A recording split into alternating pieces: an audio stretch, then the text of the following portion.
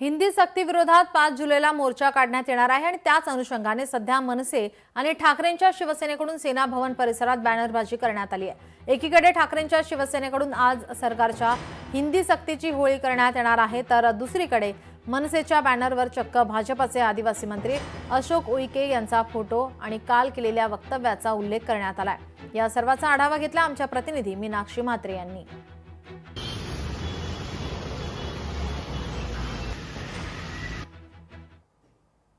हिंदी सक्ती विरोधात मनसे आणि ठाकरे आक्रमक झालेली असताना मात्र आता विविध संघटनांनी देखील 5 जुलैला होणाऱ्या मोर्चामध्ये सहभाग नोंदवलेला आहे। आपण पाहतोय की याच पार्श्वभूमीवरती दादरच्या संपूर्णतः ह्या सेना भवन परिसरामध्ये मनसे आणि ठाकरेंच्या शिवसेनेकडनं मोठ्या प्रमाणात बॅनरबाजी होत असताना पाहायला मिळते। चक्क मनसेच्याच बॅनरवरती आता भाजपचे आदिवासी मंत्री अशोक उईक यांचा या ठिकाणी जो त्यांनी काल केलेल्या पत्रकार परिषदेमध्ये वक्तव्य आहे ते या ठिकाणी लिहिलेलं पाहायला मिळते।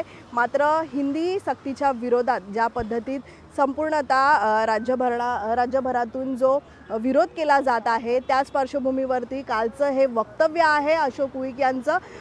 हिंदी मला येत नाही, मी हिंदी बोलणार नाही, मी फक्त मराठीत बोलणार। माझा जन्म आदिवासी कुटुंबात झाला असून आई अज्ञान आहे आणि अडाणी आहे। माझ्या आईने मला मराठीत संस्कार दिले आहेत, मी तेच बोलणार आहे। मात्र काल त्यांना हिंदीमध्ये प्रश्न करण्यात आला होता पत्रकार परिषदेमध्ये आणि त्याला उत्तर देत अशा पद्धतीचं वक्तव्य जे आहे ते भाजपचे आदिवासी मंत्री अशोक उईक यांचे हे वक्तव्य पाहायला मिळतंय। खरं तर आपण पाहतोय की आता सरकारमधलेच जे मंत्री आहेत, नेते जे आहेत ते देखील आता हिंदी सक्ती विरोधात मात्र आक्रमक होत असताना पाहायला मिळतात। तिथेच आपण पाहतोय की ठाकरेंच्या शिवसेनेकडनं देखील या ठिकाणी सेना भवनच्या समोर बॅनर लावण्यात आलेला आहे। हिंदी सक्तीच्या सरकार निर्णयाची होळी करूयात, मराठी माणसाच्या एकजुटीची ताकद दाखवूया, अशा पद्धतीचं हे बॅनर जे आहे ते पाहायला मिळतंय। येत्या 5 जुलैला होणारा जो मोर्चा आहे त्यामधले सरकारचे देखील नेते सहभागी होतात का याकडेच आता सगळ्यांचं लक्ष लागलेलं आहे।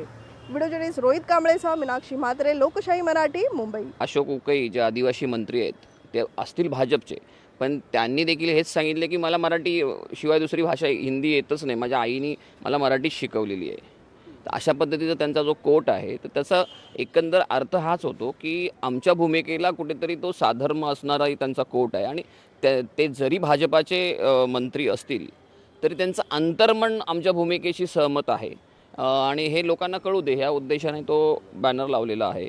असे बॅनर आम्ही रोज जे काही प्रतिष्ठित लोक जे सकारात्मक कोट करतील किंवा प्रतिक्रिया देतील असे बॅनर ही साखळी 5 तारखेपर्यंत चालूच राहील। लोकशाही मराठी ऐका, पहा, जागरूक रहा।